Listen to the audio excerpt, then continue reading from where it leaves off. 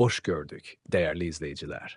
Ülkede ve dünyada baş verən ən son xəbərlərdən anındaca xəbərdar olmaq üçün Günlük Xəbərlər YouTube kanalımıza abunə olun və bildirişləri açmağı unutmayın. Azərbaycan ərazisində yanvarın 7-nə gözlənilən hava şəraiti haqqında proqnoz açıqlanıb. Bu barədə Milli Hidrometeorologiya Xidməti məlumat yayıb. Bildirilib ki, Bakıda və Abşeron yarımadasında hava şəraitinin dəyişkən buludlu olacağı, əsasən yağmursuz keçəcəyi gözlənilir. Lakin axşam bəzi yerlərdə ara bir yağıntılı olacağı ehtimalı var.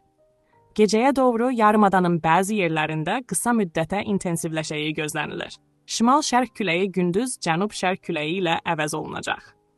Havanın temperaturu gecə 4-6 dərəcə isti, gündüz 7-10 dərəcə isti olacağı gözlənilir. Atmosfer təzyiqi normadan yüksək 7-175 mm civə sütunu, nisbi rütubət isə 65-75% olacaq. Azərbaycanın rayonlarında əksər rayonlarda hava şəraitinin əsasən yağmursuz keçəcəyi, lakin bəzi şərq rayonlarında arabir yağıntılı olacağı gözlənilir. Bəzi yerlərdə arabir duman olacaq. Mülayim qərb küləyi əsəcək.